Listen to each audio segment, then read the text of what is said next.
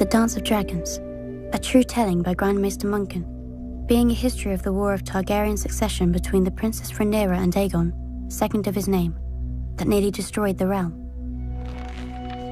The Dance of the Dragons.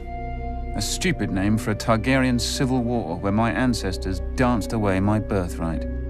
Before the war, House Targaryen counted 18 dragons. By the end, we had 2, and nearly as few Targaryens. We would never be as powerful or as feared again. The dance began, as many dances do, with an old man and a young girl. The queen had failed to produce a son for her king, so he anointed his daughter, the Princess Rhaenyra, as his heir. But years later, the king remarried, and his new wife, Queen Alicent of House Hightower, gave him a son. Feeble and foolish, the old king refused to change the succession. He didn't even see how his court had split into 2 rival camps of blacks and greens, after the dresses that the princess and the queen had worn to some tourney.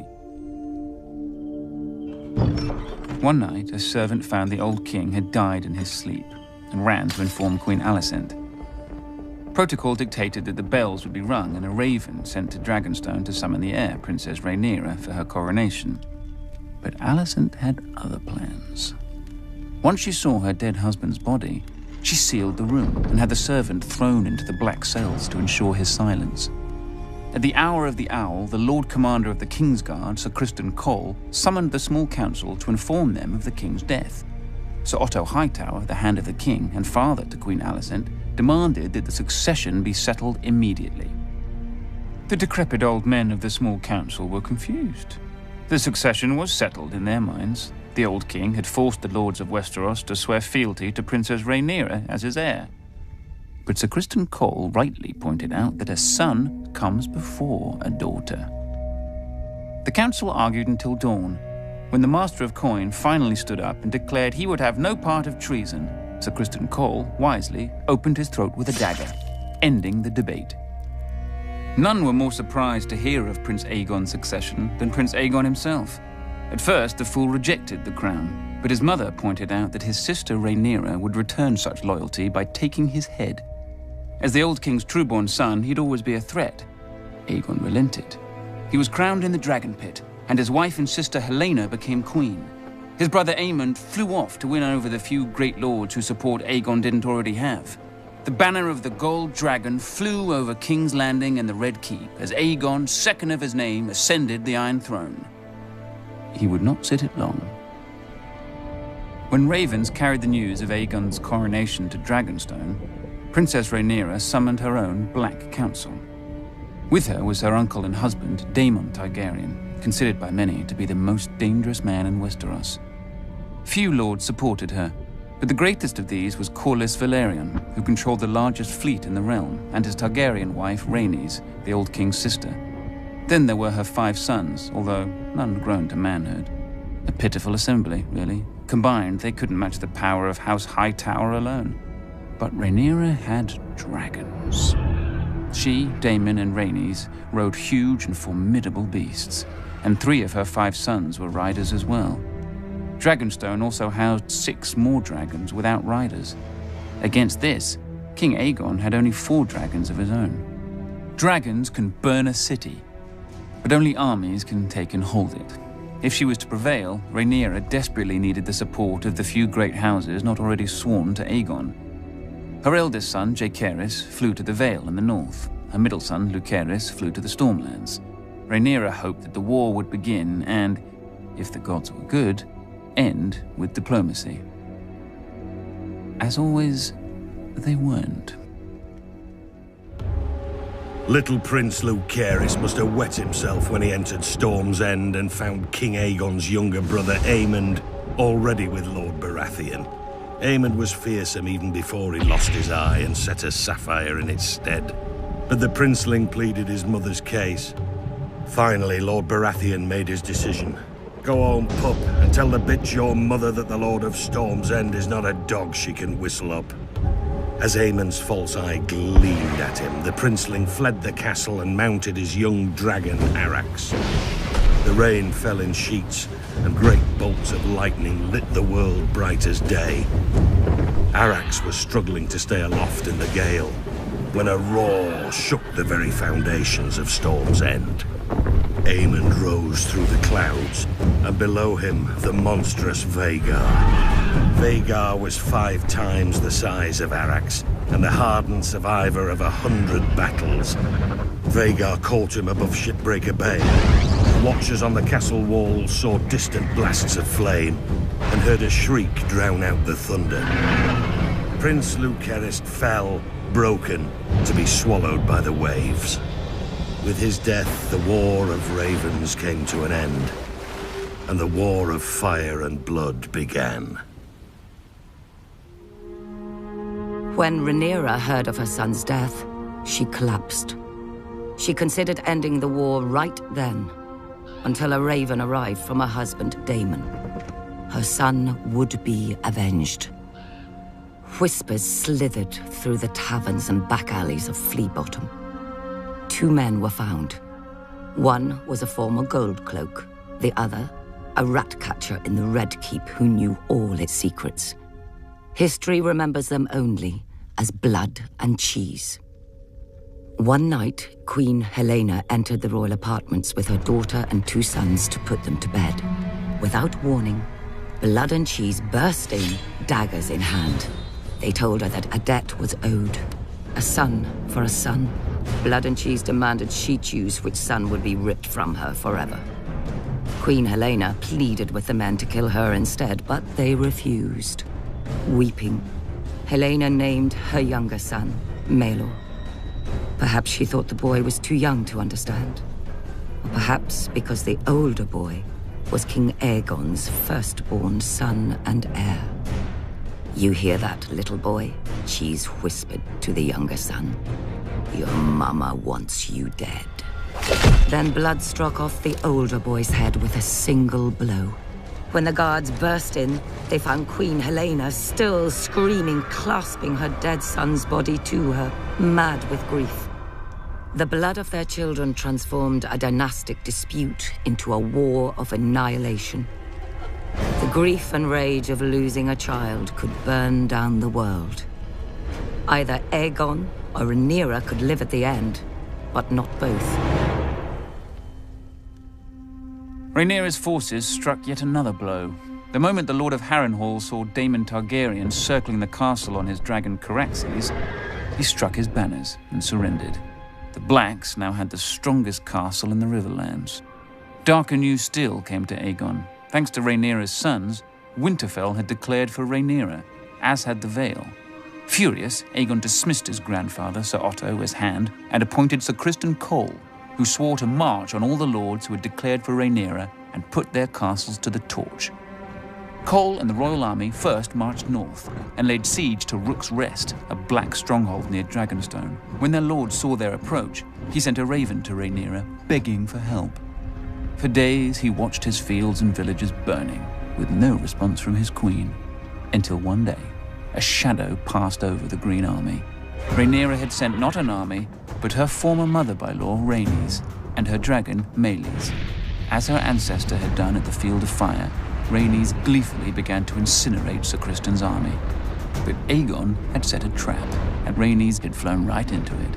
As Rhaenys and Meleys blanketed Sir Criston's troops in dragon flame, 2 other dragons rose into the sky.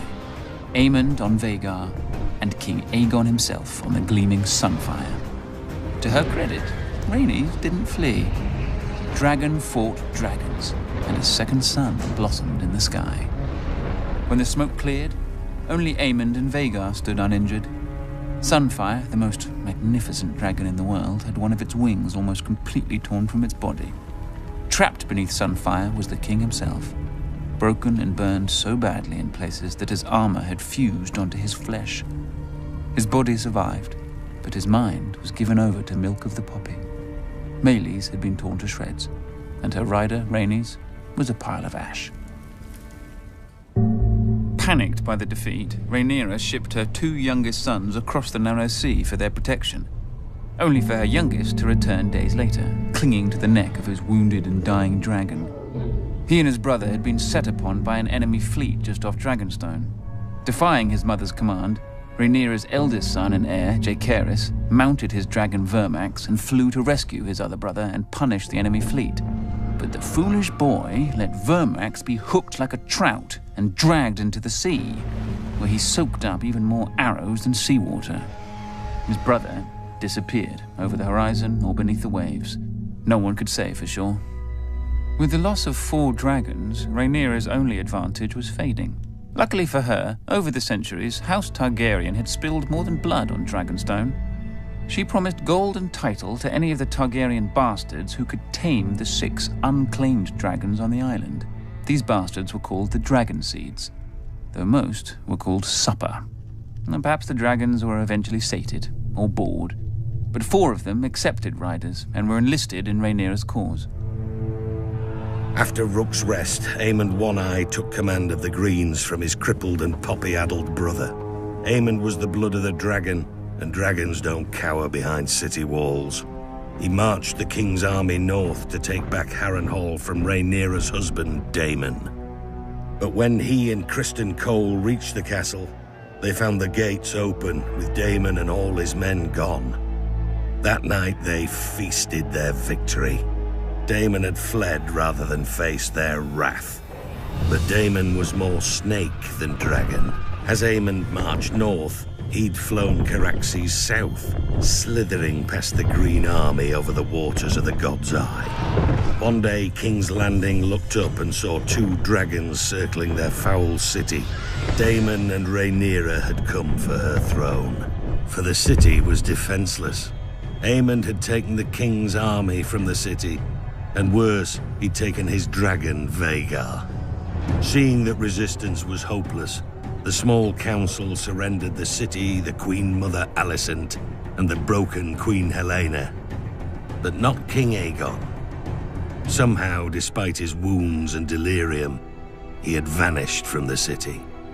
And so Queen Rhaenyra climbed the steps and seated herself on the Iron Throne. Legend has it that as she left the hall later, blood trickled down her legs and hands, proving the Iron Throne had spurned her. Nonsense. It's a chair made of steel blades. Rhaenyra had wanted it all her life and had sacrificed 2 sons for it. She likely gripped the damn thing too tight. When Aemond realized that his arrogance had cost him the capital, he mounted Vhagar in a black rage and rained fire onto every village and castle he suspected of disloyalty. Abandoned by Aemond, Sir Criston marched the royal army back to King's Landing, intent on recapturing the city himself. Instead, he was trapped and cut to pieces by the Riverlords, who had sworn to support Rhaenyra's claim. When a new army of Green Loyalists marched up from the Reach and laid siege to the city of Tumbleton, Rhaenyra sent 2 of her Dragon Seeds to lay waste to them. Instead, the Dragon Seeds proved their bastard nature and betrayed her. They burned the city, and all the Black forces garrisoned within. Lucky for her, they didn't turn towards King's Landing, but hoard and drank in the ruins with the Greens, who were victorious and somewhat confused. Rhaenyra now mistrusted all the Dragon Seeds, including the girl who rode with her husband Daemon, hunting Aemond in the Riverlands. She ordered the girl's head be sent to her, but there was a complication. As well as her dragon, the girl had taken to riding Daemon. When Daemon received the queen's order, he proclaimed it a queen's words and a whore's work. He sent the girl away at dawn, watching her and her dragon vanish into the morning mists. Then Daemon sent a challenge to his nephew Aemond and flew to Harrenhal, alone, to wait. 14 days later, a shadow blacker than any passing cloud swept over Harrenhal. Vhagar had come at last, and on her back rode one-eyed Prince Aemond. He mocked Daemon for facing him alone. "You have lived too long, uncle." And Daemon replied, "On that much, we agree." Then the old prince climbed stiffly onto the back of his dragon Caraxes, but neglected to fasten the chains that secured rider to saddle. The sun was close to setting when, as one, the 2 dragons leapt into the sky. Daemon took Caraxes up swiftly until they disappeared into a bank of clouds. Vhagar, older and slower, ascended more gradually. Up and up Vhagar soared, searching for Caraxes. Sudden as a thunderbolt, a shrieking Caraxes dove upon Vhagar. Locked together, the dragons stumbled toward the lake. Caraxes' jaws closed about Vhagar's neck, but Vhagar raked open Caraxes' belly, and her teeth ripped off a wing. The lake rushed up with terrible speed. Then Daemon Targaryen, who had never fastened his riding chains, stood in his saddle. He leapt from his dragon to Aemon's, and in his hand was Dark Sister, the Valyrian sword of Aegon's sister queen Visenya. As Aemon One Eye looked up in terror, Daemon ripped off his nephew's helm and drove the sword down into his one remaining eye so hard the point came out the back of the young prince's throat. Half a heartbeat later, the dragons struck the lake, sending up a gout of water so high that it was said to have been as tall as Harrenhal's great tower. The lake boiled with dragon blood, and then was still. Daemon Targaryen was 49 at his death. Prince Aemond had only turned 20. Vhagar, the greatest of the Targaryen dragons, had counted 181 years. Thus passed the last living creature from the days of Aegon's conquest. Back in King's Landing, Queen Rhaenyra didn't have much time to grieve for her stupid husband. The mad former queen Helaena flung herself from a balcony to be impaled upon the iron spikes lining the moat of Maegor's holdfast. That night, the city rose in riot against Rhaenyra, demanding justice for Queen Helaena and her murdered son, among other foolish peasant fantasies. In the midst of this chaos, a one-handed fool called the Shepherd began to rant against dragons. Not just the ones of the enemy, but all dragons everywhere. As he pointed to the dragon pit above on the hill, he shouted, "There the demons dwell, this is their city. If you would make it yours, first you must destroy them." The cry went up from 10,000 throats. Kill them! There were 4 dragons housed within the dragon pit that night. By the time the first of the attackers came pouring in, all 4 were roused, awake, and angry. Nobody knows how many men and women died that night. Who cares? They all should have. Trapped within the pit, the dragons could not fly.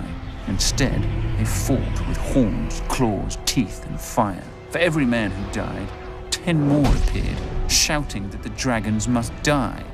One by one, they did. Finally, the last remaining dragon broke her chains, spread her wings, and flew straight up at the Great Dome, trying to flee. Already weakened by dragon flame, the dome cracked under the force of impact, and then tumbled down, crushing dragon slayers and herself. High atop the Red Keep, Queen Rhaenyra clutched her 2 remaining sons to her as she watched the end of her family's might, too afraid of the peasants to defend her dragons. At least her older son, Joffrey, had a man's spine. He stole his mother's dragon, Syrax, and tried to fly it to the dragon pit to save his birthright.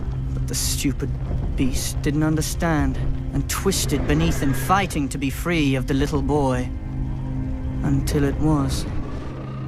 A queen is still a woman, with all the weakness of that sex. Weeping for her lost son more than her dragons, Rhaenyra abandoned the Iron Throne and sold her crown to buy passage for her and her last son back to Dragonstone. Rhaenyra hoped to hatch more dragons from the eggs in the castle. But when she landed, the welcoming party slew her guards and marched her and her son at spear point to the castle to face a dead man and a dying dragon. "Sister!" King Aegon, second of his name, called out to Rhaenyra. Rook's Rest had left Aegon bent and twisted, his once handsome face puffy from milk of the poppy, with burn scars covering half his body. Rhaenyra, ever defiant, told her dear brother that she'd hoped he was dead. "After you," Aegon answered. Then Sunfire bathed her in a blast of flame and devoured her in 6 bites while her son watched, leaving the 7th and final bite her lower leg for the stranger. Rhaenyra was dead, and King Aegon sat the Iron Throne again. But only for half a year. He was poisoned by his own men and replaced with the very boy who had watched his mother devoured.